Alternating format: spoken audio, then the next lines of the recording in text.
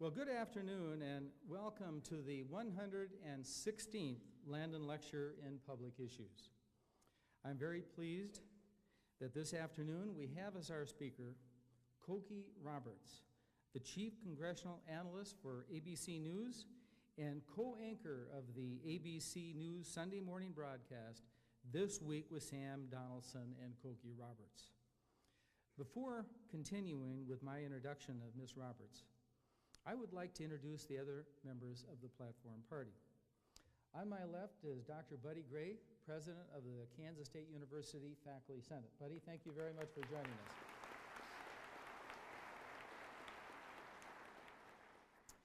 And next to him is Jason Heinrich, Senior in Industrial Engineering and President of the Kansas State University Student Body.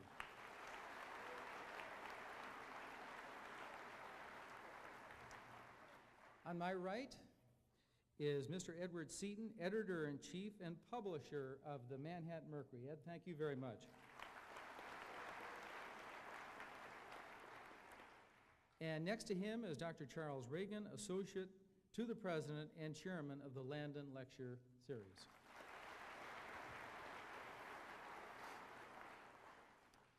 In addition to her work for ABC, Ms. Roberts serves as a news analyst for National Public Radio, where she has been the congressional correspondent for the past decade.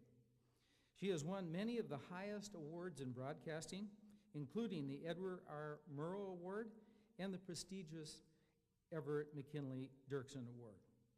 Cokie Roberts is the author of the national bestseller, We Are Our Mother's Daughters, published in 1998, in which she explores the diverse roles women have played throughout American history.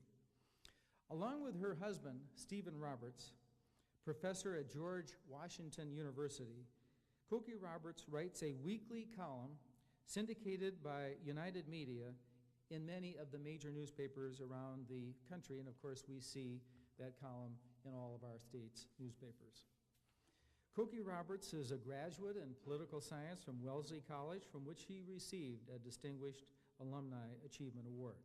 She has received 14 honorary degrees. Certainly it's a great pleasure for me and all of us at Kansas State University to welcome Cokie Roberts to the Landon podium.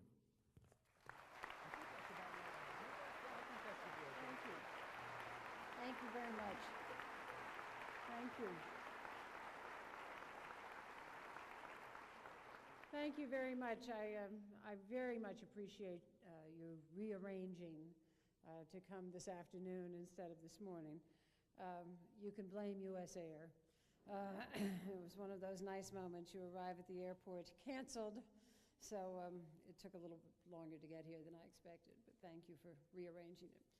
I actually am thrilled to be here because I always wanted to meet Alf Landon. I never did, and I tried desperately hard to. At the Republican convention in 1984, I was sitting next to Nancy Landon Casabam, and at one point they were playing Happy Days Are Here Again and lauding Franklin Delano Roosevelt. And this was, they had already done Truman, and Hubert Humphrey they had done. And I turned to her, and as they were going into it, the Republican convention, all of this praise of Roosevelt, I said, "Can I go see your father right now?" This is a Republican convention. What does he think is going on here? She said, "Don't you dare."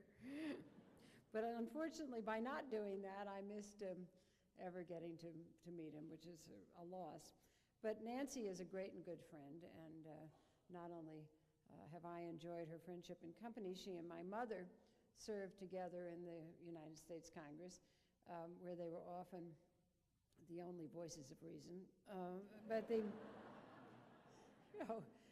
it's a very funny thing to write a book called We Are Our Mother's Daughters, because for any of you who might have read it, it is really a book about the continuity of women throughout history and across space. But people seem to have this visceral reaction about it, and actually to the point where I worried so much that the editors, the 40-something-year-old women at the publishing house who were editors, reacted so negatively to this title that I was afraid that, you know, it might depress sales. And I hesitated for a minute, and I finally said, what is your problem? And they kept saying, well, finally one of them says, I'm not my mother's daughter. You know, you can't make me be my mother's daughter. And I said, well, that's really not what the book is about. But, you know, in my own case, I'm dying to be my mother's daughter. And for those of you who know her, you know that my mother, Lindy Boggs, 2 years ago, when she was 81 years old, took a new job in a new country as the United States ambassador to the Vatican. And this puts my mother in the extremely interesting position of representing Bill Clinton to the Pope.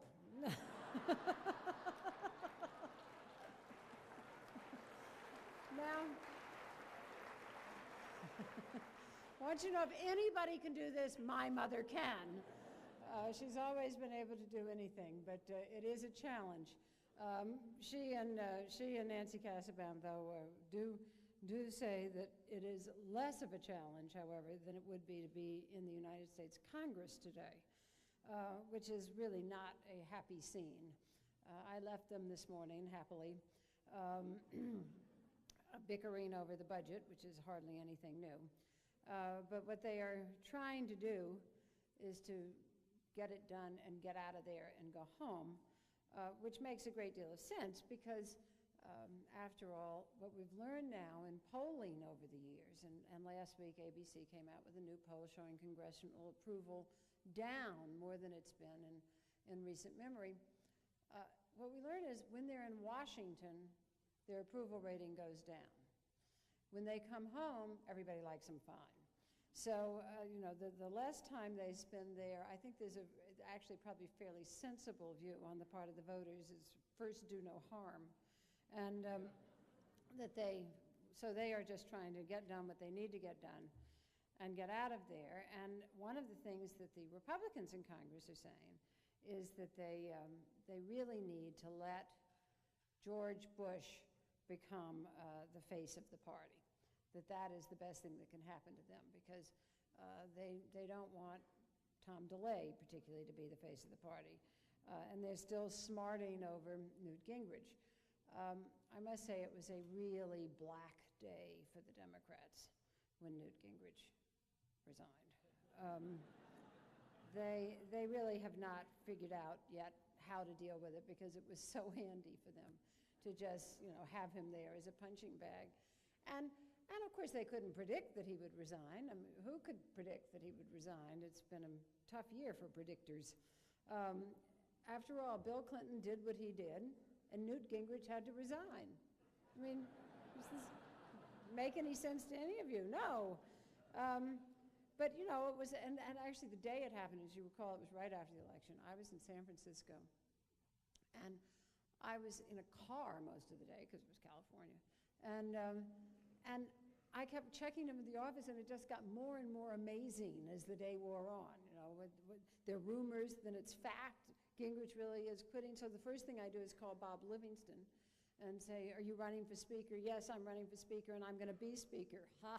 He had another surprise coming to him. But why wouldn't you be surprised? It was, as I say, a year where you just, every day you felt like, no, this isn't happening. This cannot be happening.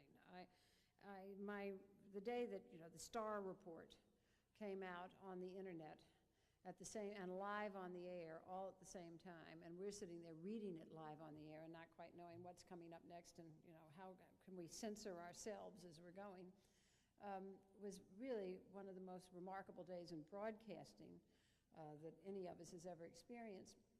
Now, I know that people were not interested in the Starr report. That's why it was number 1 and 2 on the USA Today bestseller list at the same time. But I know that people didn't read it. I, however, was paid to read it. And I'm really glad I was because it was wonderful. It had some sections in it that I really do commend to you if you have not read it. I was sitting, you know, frantically reading it before Sunday morning. And there were times when I would just burst out laughing all by myself because, you see, there were moments in it like this. where Monica says to Bill, "You never write, you never call, you're busy all the time." And he says, "Every day can't be sunshine."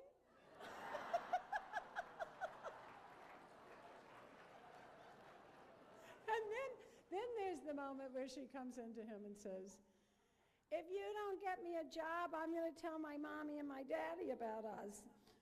He doesn't know she's at this point told half the world, of course.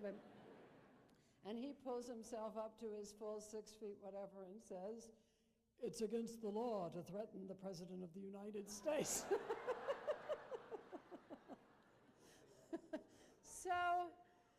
So, when you have years like this, you just sort of say, go figure. And of course, the effect of all of that has been to seriously endanger Al Gore. Now, Al Gore, I've known Al Gore since he was born. He has been the best little boy. He was a boring child.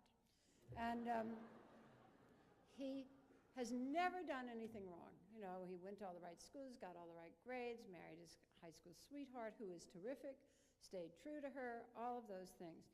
So what happens? He gets, the fallout from Bill Clinton's behavior. I keep thinking, this guy is probably now thinking, I could have had a little more fun in college. George Bush did. We know that. So he's now hired, as you I'm sure know, because we keep trying to tell you about it all over the place, Naomi Wolf, a controversial feminist author. She's controversial because she says things like, "We are really demon goddesses of lust." That's a quotation from her book Promiscuities, where she tells more.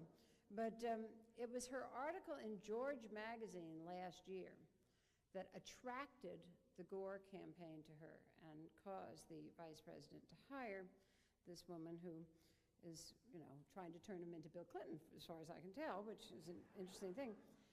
And in the article, and again I'm quoting here, she says, "We have a history." She's explaining in this article that Al Gore is really a little bit nuts. Actually, she refers to him as a Blakean, and that he's a Blakean deep inside, referring to the poet William Blake, which you can work that one out yourselves. But she says, after describing how he's not really a normal person, and she says this very admiringly, "We have a history of cherishing our loopy visionaries after we have mocked them hard." And it was that article that caused the Gores to hire her. Again, loopy visionaries that they are, they decided that this would be a good thing for them. So I don't know what effect that will have on the Gore campaign, but probably not a particularly good one. He's already having trouble enough, of course. He's got a serious opponent in Bill Bradley, who I know you've had here before for a lecture. And Bradley is going about this very methodically, the way he did about practicing, his jump shots. And he is slowly creeping up in the polls, particularly in Iowa and New Hampshire and in New York. Next Sunday, this coming Sunday, in Madison Square Garden, anybody who wants to pay $1,000 to support Bill Bradley can play basketball with Willis Reed and Dave DeBuscher and all the old Knicks, and plus some young people, some people who actually can still play basketball. And I have this awful feeling that we are going to see more middle-aged, fat, white thighs next Sunday than we would ever want to see, as all these men are there. But it's a brilliant thing for Bradley to do. But still in all, regardless of what happens on the Democratic side, what we are certainly seeing at the moment is George W. Bush trouncing either one of them, Bradley or Gore, in the polls. Now, George Bush clearly has problems of his own. Chechnya, where might that be? I actually think Americans have a lot of sympathy for that. I can assure you, I don't know who the head of Chechnya is, and I've now read this story 400 times and can't can't keep it in my poor brain. And, but, you know, as the reporter pointed out to him, he's not running for president. George Bush is. And you know what the problem is with a little pop quiz like that? Is not that anybody really expects him to know the answers, but it becomes such fabulous fodder for the late night comedians. And it does. You know, Leno and Letterman are already having their fun with cocaine. In fact, they keep invoking my name, and it's not something I'm very fond of. And my brother named me Cokie when I came home from the hospital, so it has nothing to do with illegal substances or soft drinks. And but the fact is that this is George Bush's introduction to the American people. Nobody knows him. And so for his introduction to be the comedians making jokes about him not knowing some foreign policy answers is not a good thing for him. Now, I don't think it's anywhere near as bad as it was for his father not knowing the answer to the question of how much is a gallon of milk, because that is something that, you know, Americans really care about as opposed to Chechnya. But I do think that he's going to have some time here where it's going to be very interesting to watch how he responds and how he behaves. He really has not been in unscripted situations, and he's been kept from them pretty emphatically by his staff. Now, interestingly, he has decided to do, and I think this is very smart of him, he's decided to do a bunch of debates now. Now, part of this is that debate chicken was following him around. You know, that they now, every time somebody avoids a debate, somebody dresses up as a chicken and follows that person around. In my home state of Louisiana, it just happened with a governor who was, you know, miles ahead running for re-election, refused to debate, and one of his opponents hired a chicken. And the governor invited the chicken into the governor's mansion and, you know, said, why don't you have a seat at my desk? It's the closest that your guy will ever come to the governor's mansion. You know, brings him in, takes pictures of the chicken. But, so Bush was having a few chicken problems. But the main thing is that if he does enough of these debates now, early, it will diffuse any problems that he might have. If he waits and does, you know, and we're finally all built up to this big debate, then it becomes a very big deal. So he's going to do one in New Hampshire in December. He's going to do one in Arizona in December. I think he's going to do one in Iowa in either December or January. And we'll start to get some sense of him better at that point. And then we'll see about press conferences and things like that, and see how he does and how we respond. The rest of the Republican field is really just waiting. Now, a lot of them couldn't wait long enough to stay in. Elizabeth Dole, who you probably know well, and who is a very engaging candidate, but who just couldn't keep enough money coming in. Same for Lamar Alexander, Dan Quayle, and others. So the others, I mean, the person who is sort of falling to as the number two, if anything should happen to George Bush, at the moment appears to be John McCain, the senator from Arizona. And as McCain comes up in the polls, you start to see the first stories about, that are even vaguely negative about him. And they are stories about his temper and or temperament, and they seem to come mainly from other members of the United States Senate, which is not, as I say earlier, an organization that works and plays well with others at the moment. Anyway, and but they are not, none of them will go on the record. So I think it's unfair right now. If they really think that John McCain does not have the temperament to be president, then they should come forward and say so with their names attached to it. Otherwise, I think they should be quiet. But that is what's bubbling at the moment. Of course, the other person who thinks that he's an alternative to Bush is Steve Forbes, because he's got the cash. You know, the last time he ran, I felt that his daughters should basically say to him, you spent $40 million trying to be president, I get a Jaguar. But now I'm beginning to feel sorry for them, because apparently he's really going through the family fortune, and it would be a very big surprise if he became President of the United States. He would be in there for a while because he does have the wherewithal financially to stay in there. But when you look at it, it really does at this point certainly look like it's George W. Bush, unless George W. Bush does something to himself to stop it from being George W. Bush. And he is, as I said, trouncing both Gore and Bradley at this moment in most polls. A U.S. News poll out today has him up by about 20 points.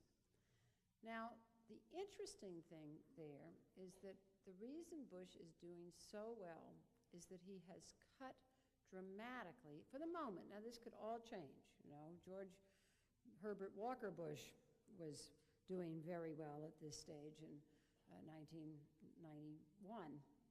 Remember, after the Persian Gulf War, he was at 90% approval rating. And I remember there was a cartoon at the time that had him sitting there saying 10 more points to go.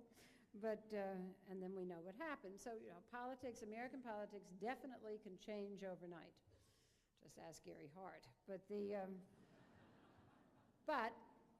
reason Bush is doing so well right now has to do almost entirely with the women's vote. And that is a very interesting phenomenon that I want to take a few minutes to talk to you about. Since 1980, the women's vote, first of all, after women got the right to vote 80 years ago,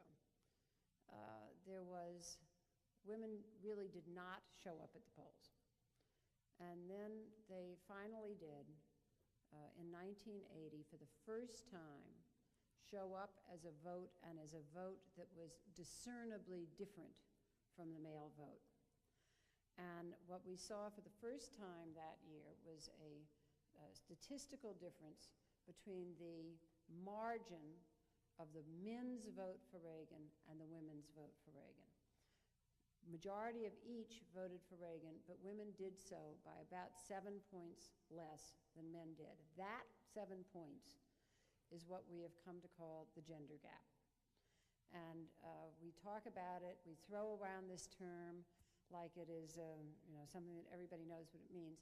It does not mean that women vote for women, and it does not mean that women vote on quote-unquote women's issues. It means that since 1980, women have been voting, all things being equal, considerably more democratic than men have been voting. So that, for instance, by 1996, had the 19th Amendment never passed, and only men were voting, Bob Dole would be president today. And what a relief it might be. But the fact is that it was the women's vote that elected Bill Clinton to office. Now, what is the women's vote? It has absolutely nothing to do with issues like abortion, equal rights, those kinds of things. In fact, men and women vote precisely the same way on the subject of abortion. But it has everything to do with economic issues.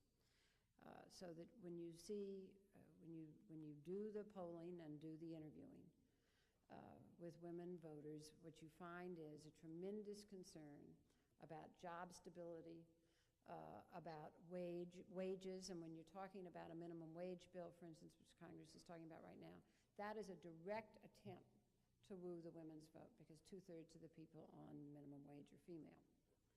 And then, of course, the whole panoply of concerns about education, health, and children, and old people, because women either are old people, we wish that the gents lived as long, they don't, and therefore people who are often dependent on government programs like Medicare and Social Security, or they are the caretakers of older people and are concerned about the elderly in the society, as well as being concerned about the children and putting education as a very high up issue.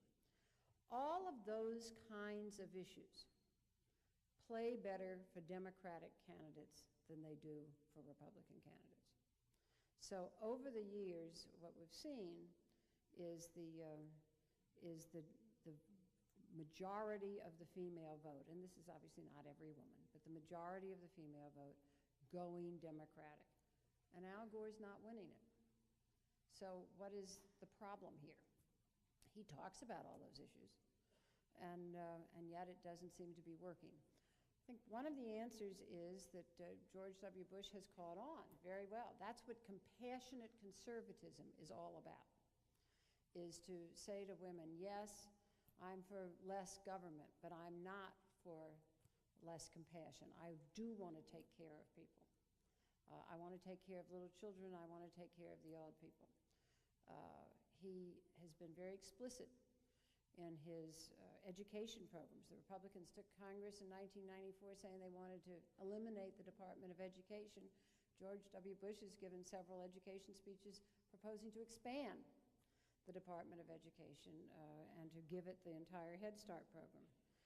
So that what you have here is so far successful attempt of the lead Republican candidate to cut into the issues that have been traditionally Democratic issues, and a tremendous interest on the part of the Republicans to cut into others of them, particularly education, for instance, where the Democrats talk about more teachers in the classroom, the Republicans are talking about more community control, ability to opt out of failing schools, that kind of thing.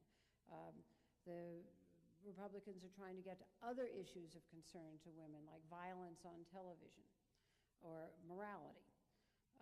So it is an interesting thing to watch, and as you hear all of these things talked about, both in Congress and on the campaign trail, and you'll see in Congress there's already been an HMO bill that was done because of concern about women. You'll see a minimum wage bill. And all of that, again, is all looking at the electorate in 2000 and trying to figure out how to woo that vote. Now, so far, as I say, it's not working. It's working for George Bush. But one of the things that I think is going to be very interesting to watch about the year 2000 is that because we are in essentially a post-ideological time, the end of the Cold War, and the end of strong ideologies in either party, I think that it's going to be a more events-driven election than I've ever seen. And that some dramatic event, and particularly since of the way we cover now dramatic events with 24-hour news channels and the internet and all of that, so events become magnified, I think could shift votes right up until Election Day. And that can work either way politically. A violent gun battle of some kind could work for a Democratic candidate. And by the way, women absolutely see gun control as a mommy issue. There's this odd notion that they don't want assault weapons on playgrounds. And you know, it's very interesting. It's because of the Republican women in Congress that the assault weapons ban was passed a couple of years ago. That gives you, I'll just give you these statistics because it really does give you an interesting example of how women really can vote differently from men on certain issues. On the assault weapons ban, 23% of Republican men voted for it, 67% of Republican women in Congress, and 72% of Democratic men, 89% of Democratic women. It was a very close vote. It won because of the number of women in Congress. So that you get an event like a Littleton 3 weeks before Election Day, and it could have a tremendous impact, and it's likely to have a better impact for the Democratic candidate than the Republican candidate, depending on how it's handled. Some foreign policy crisis. Now that's sort of an interesting question. Do people say, well, maybe we better stick with the guy who's Vice President of the United States if there's a foreign policy crisis? Or do they say, that's the administration that got us into this mess, if that's the way it's perceived? Or do they say, Democrats have never really been so great on national security, maybe we're better off with a Republican? So it's a bunch of balancing act there, and it will be interesting to see how something like that plays out if in fact it does happen. The other thing that I think to watch is to see how, if George W. Bush wins this nomination and is able to keep this kind of lead, because he is trying to stake out a centrist ground, what that means for the Congress. And it's my view that the Democrats' best hope of retaking the Congress is George Bush's election as president, and vice versa. The Republicans' best hope of keeping the Congress would be Al Gore's election as president. And that's for a very good reason, which is that voters have caught on that the politicians in Washington of each party are not where the voters are. There are some in the Senate who are, but the House is the most polarized House of Representatives in my lifetime, and maybe ever. And if you have a Democratic Congress and a Democratic president, the legislation is likely to be considerably to the left of where the mainstream of America is.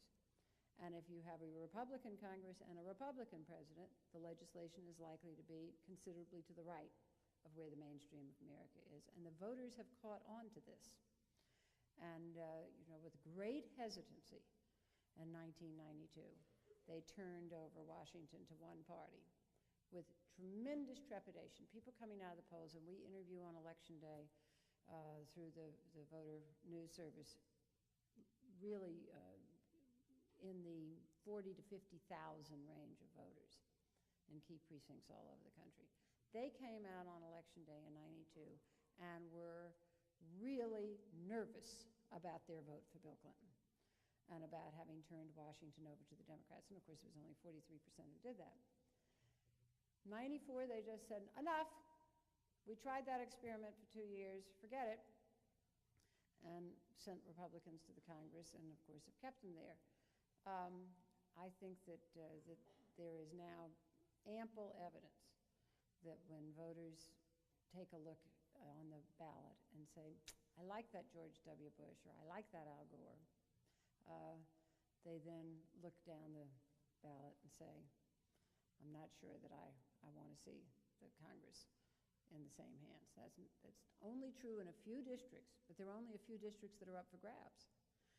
We're talking, by and large, we know who's going to win in most congressional districts right now today. But as we go into the election, that number of 10, 20 districts where people are not going to go with the incumbent who's there, or there is an open seat, you will see that calculation being made, and I think that calculation will continue to be made for divided government. So with those thoughts about where we are and where we're heading, let me take your questions. That was excellent. We have mics on the right and mics on the left. Okay. Okay, why don't you go ahead? Please. All right. Thank you for being here. Really enjoyed the speech. Thanks for having me. You have my dream job. You get to talk politics with George Will, and you're an elbow distance of Sam Donaldson. They actually, this is literally true. They put me between the two of them, so I could do that. My question has to do with Bill Bradley. I don't happen to be a fan of his, but my grandmother is, and she lives in New Jersey. And she lived in Princeton, New Jersey when he went to Princeton, kind of feels the affinity for him. Do you think his wife, Ernestine, her father being a Luftwaffe pilot, and then when Bill Bradley was in the NBA, his promiscuity detailed in his book, he wasn't married at the time, should be pointed out too. And he was a basketball do you think player. that'll do you think that'll be an issue in the Democratic, and which segment of the Democratic Party is Bill Bradley going after? He looks to me to be going after the more left-leaning. Well, he's going after a variety of different things all at the same time.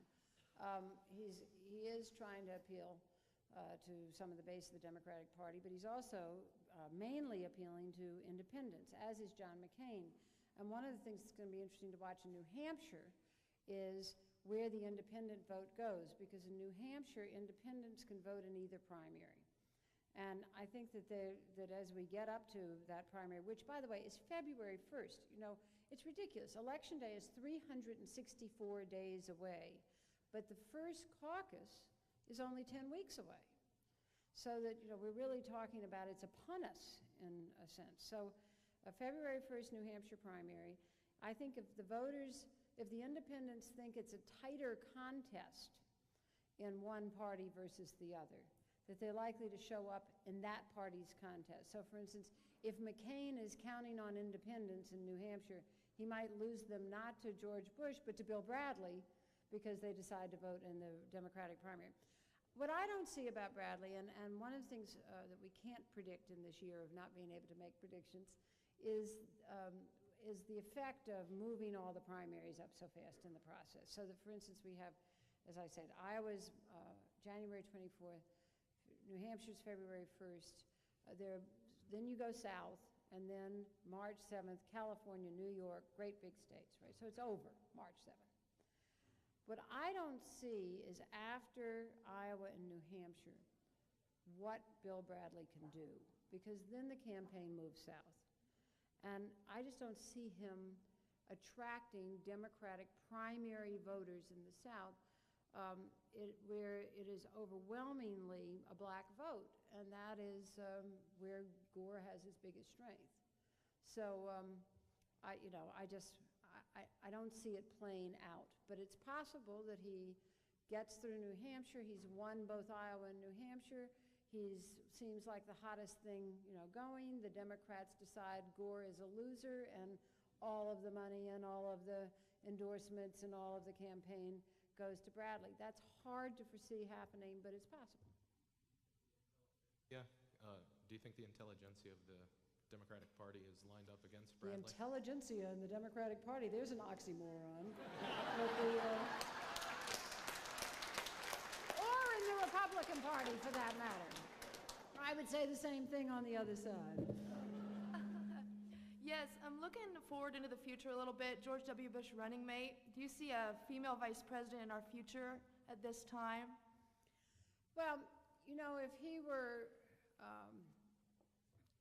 willing to take a chance, I think that would make a lot of sense. And I think Mrs. Dole is interested. And she did attract, I'm sure you all know Mrs. Dole well, but she did attract during her brief campaign very enthusiastic crowds, and particularly women, particularly tri-delts. And and there were a lot of people who either have not been involved in the process before or have certainly not been involved in the process as Republicans before. And so that, in my view, it would be an interesting thing for him to try, because as I said before, all things being equal, the women's vote tends to go Democratic. When you put a Republican woman on the ticket, I mean, we don't know at the presidential level, but we know at state levels. What that woman can do is, she generally still does not win the women's vote. Christy Whitman, for instance, has never won the women's vote in New Jersey. But she can cut into it enough and attract enough of it so that combined with the men's vote, you can win. And I think that as they get up to the convention in Philadelphia and start looking around and seeing where they are in the polling at that point, that they might make that decision. I think the more obvious decision would be to go for a governor of a big state with a lot of electoral votes that is not Texas and is farther away from Texas. And that is the safest thing to do. And you know, George Bush does have an example to look to, which is, because we have no evidence at all at the presidential level that picking a candidate from a category for vice president will make a difference. In fact, the only vice president in recent memory that's made a difference was Lyndon Johnson running with Jack Kennedy in '60, where it was a very close election, and he had Texas. But in 1988, George Bush, the pair, did decide to go for that outside-the-box, horrible term, of trying to find a vice presidential candidate from a category, i.e. a baby boomer, on the theory that the baby boom is a huge voting generation, that they had never voted as a bloc, and that if he picked a baby boomer vice presidential candidate, that he would win that vote. It was not what you would call a positive experience. And I think it's probably not one that the son is ready to emulate. So I think he's more likely to do something more traditional, like go for a governor of a big state, of which there are quite a few Republicans. In fact, the only big state that doesn't have a Republican governor is California. Just say that he does take her and they do win. What do you think a woman could do for the United States as the vice president? Well, of course, vice president is not much of a job, but you know, my personal view is that the way we will get a woman president is to elect a woman vice president, and then, you know, the guy will do himself in one way or another, and that as long as we don't organize to do that, I guess it's okay. But I think that it does make, look, it makes a difference any time you have a woman breaking a barrier. It makes a difference to her priorities are always going to be different because her life experience is different. And it makes a tremendous difference to girls. I mean, look at the difference it made this summer with the soccer team. And Mrs. Dole made the point when she left the campaign that she would see women sitting up a little straighter because she was running for office. And little girls coming up to her, and it made a tremendous difference. So I think that until we get to a point where every barrier has been broken, the first person to break it will always be a significant person. You know, in politics for a long time, the only office that was not held by a woman other than president and vice president in this country was that of state attorney general. And women would run, and they just never would get elected attorney general. And there was a sense that women were just not the right people to be the chief law enforcement officers in the state. Finally, in 1982, I think, Rhode Island broke that barrier and elected a woman named Arlene Violet to be attorney general, which, of course, I loved because it meant she's General Violet, right? But and I was very curious to see what it was about Rhode Island that had led that little state to break this barrier. And then I discovered that Arlene Violet was a nun. And the people might not be ready to trust women with law enforcement, but they were definitely ready to trust nuns with law enforcement. And so she broke the barrier, and since then there have been quite a few, and of course, including at the national level. Thank you. What are your thoughts on the Reform Party, and where do you see it going in the future? Well, as my colleague Mark Shields says, it's not a Reform Party, it's a Halloween party. It's an interesting group of characters, and I really think that it's not likely to go anywhere at this point. Part of what the Reform Party was about was a tremendous frustration in 1992 about the economy and about the sense that you know, nobody in Washington was paying any attention. You know, so let's shake it up and do something. And of course, Ross Perot had his own way of speaking, which at first was sort of charming. It wore thin. But, I'll tell you a very quick story about this in 1992. This is a true story. You remember Ross Perot? You don't remember, you weren't born. But Ross Perot was in the race and then out of the race and back in the race, right? So in the part of the summer where he was in the race, he had hired a Democratic consultant and a Republican consultant to come to Texas and work on his campaign. The Republican was a fellow named Ed Rollins, and he tells the story that when he arrived there, he was handed a piece of paper, and it had two names on it. And one of them was William French Smith, and the other was mine. And he said, "What is this?" And he was told, "This is the this is the short list for vice president." It's a true story. Ed says, actually, this list is shorter than you think it is, because you see, William French Smith has the disadvantage of being dead. I want you to know, I went to my Constitution at that moment and saw that it said nowhere that the Vice President must be alive. And I thought that explained a lot, actually. But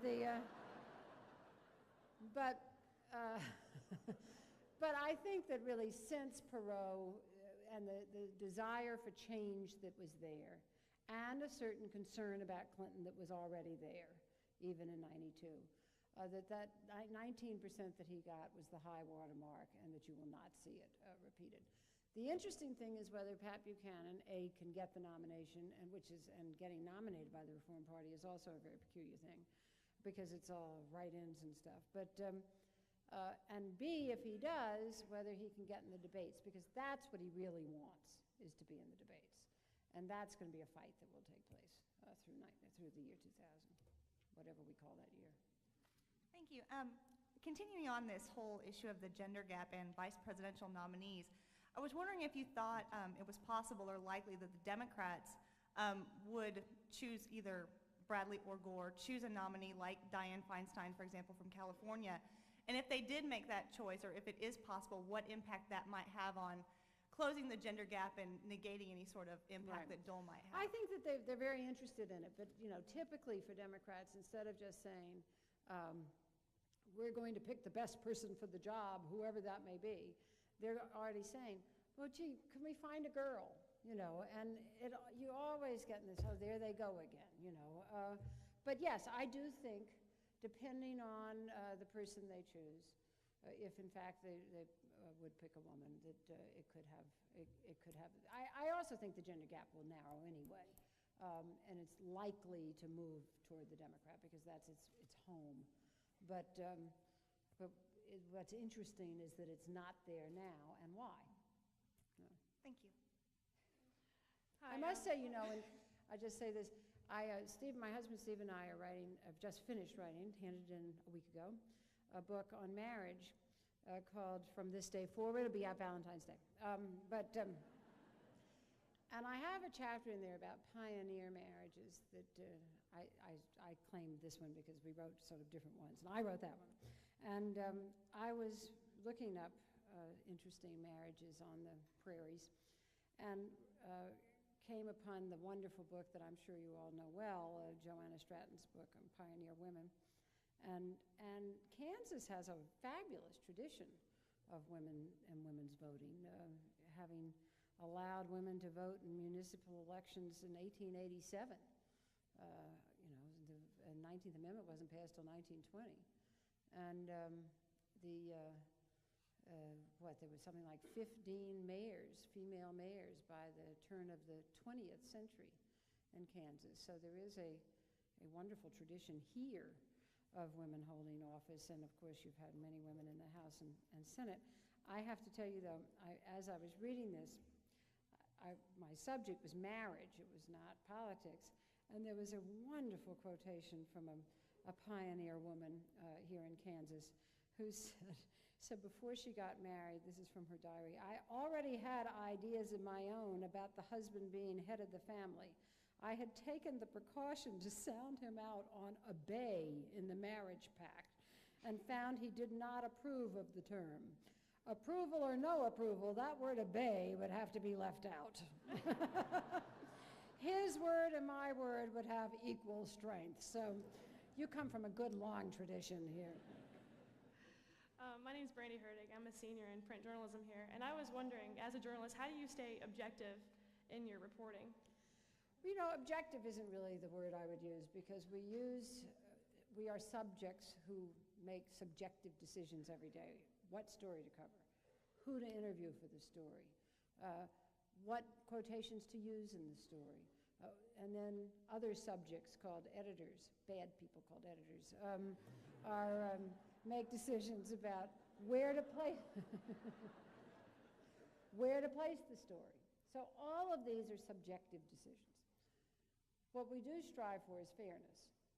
And I think that that is actually not as hard as it sounds, because after you've covered something for any period of time, you really do see both sides. And you know, people would always say to me, when I was covering Congress on a daily basis and was living in the Capitol, they would say, you know, don't you care about how this comes out? No, I care about when it comes out, you know. I do have a bias. It's for dinner. And you know, I want to get the story in time for my deadline and go home and feed my children dinner. And I think that that becomes quickly the way you feel about a lot of things. We'll take a couple more here then. Okay. What do you enjoy most about your job? Oh, it's a great job. You know, first of all, it's a license to snoop. But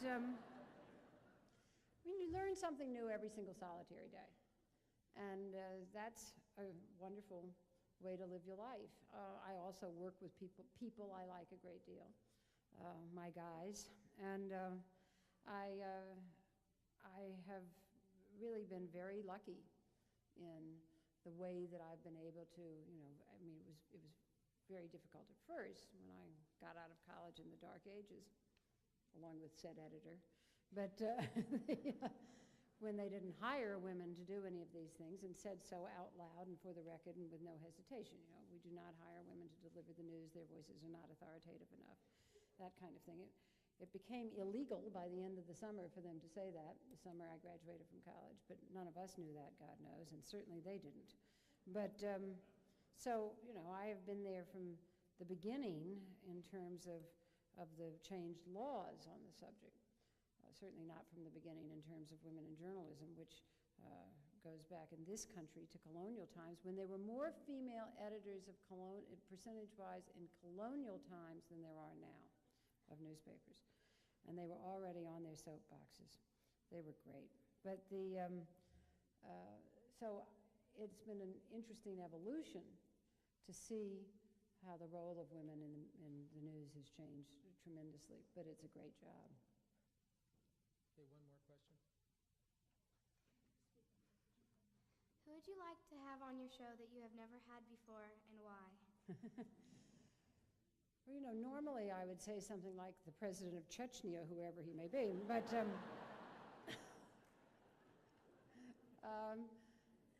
but every week it seems that there's somebody that you never thought of that you want to have on your show because the news has changed and somebody comes to your attention because of an event that's taken place. And you think, gee, it would be really interesting to have that person. And so there's never one answer to that question. It's an answer that changes with the news and with the week. Thank you. Well, thank you all so much. And again, thank you for changing the schedule. I really appreciate it. Thanks a lot. Great job, Cokie. Just